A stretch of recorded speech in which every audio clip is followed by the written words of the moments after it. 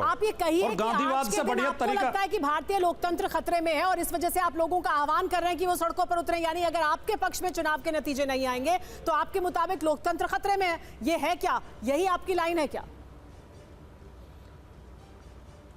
हमें पूरा संदेह है कि भारतीय जनता पार्टी की लोकतंत्र में आस्था नहीं है, क्योंकि जिस समय अंग्रेजों से लड़ाई लड़ी जा रही थी उस समय भी अंग्रेजों के साथ थे, भारत की जनता के साथ नहीं थे। और एक बात और मैं आपको कह दूं बहुत जिम्मेदारी के साथ सुमेरा जी, भारतीय स्वतंत्रता आंदोलन की दो धाराएं थी, एक गांधी की धारा थी, एक भगत सिंह की धारा थी। दोनों का साहित्य आप पढ़िए, दोनों कहते हैं कि केवल अंग्रेजों को भगाना हमारा उद्देश्य नहीं है, हम चाहते हैं जनता का राज कायम हो, गरीबों का राज कायम हो। अगर ये गोरे अंग्रेज चले गए और काले अंग्रेज वही शोषण करते रहे तो उस आजादी का कोई अर्थ नहीं होगा। दोनों ये कहते थे।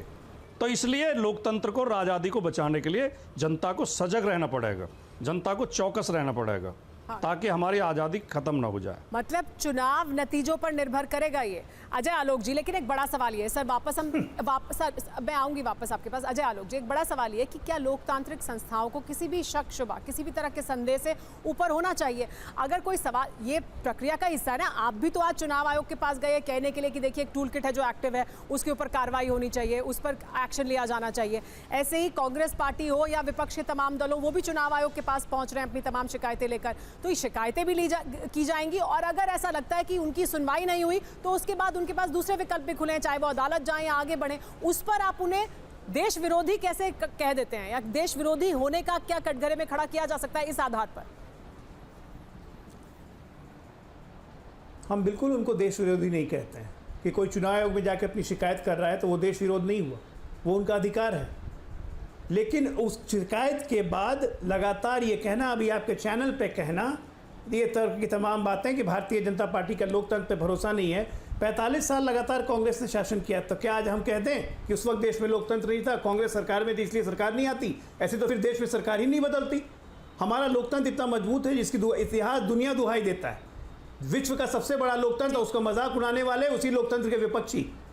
मतलब ये हताशा, निराशा की पराकाष्ठा है। ठीक है, आपके वाम विचारों से ग्रसित होकर अपने देश के लोकतांत्रिक संग्रह को वाम विचारों से देखने वाली पार्टी, कंप्लीटली नक्सलवाद का समर्थन करने वाले लोग आज की तारीख में क्या बकवास कर रहे हैं? देखिए जी सुमेरा जी, देखिए अखिलेश जी का वक्तव्य करो या मरो का अर्थ क्या है? या तो प्रजातंत्र की पुनर्स्थापना करो, नहीं तो मरो। मारो नहीं कहा उन्होंने, अर्थात आंदोलन करो, आमरण अनशन करना है तो करो, प्रोटेस्ट करो, ये उनका आशा है। इसको भी भारतीय जनता पार्टी अगर ये कहे कि हिंसा फैलाना चाहती तो ये दुर्भाग्यपूर्ण बात है। ठीक है, हमारे भी प्रधानमंत्री है, कोई विमेन एग्जैक्ट पोल भी कल आने वाला है। बहुत शुक्रिया आपका हमारे साथ जुड़ने के लिए। कल फिर आप हमारे साथ किसी ना किसी समय जुड़ेंगे, आपसे फिर चर्चा आगे भी जारी रहेगी। लेकिन फिलहाल आपको बता दें, TV9 भारतवर्ष पर कल सुबह से लगातार आप देखिए बड़ी और मेगा कवरेज चुनाव के नतीजों को लेकर 2024 लोकसभा चुनाव के। फिलहाल रुक रहे हैं, कुछ देख लें।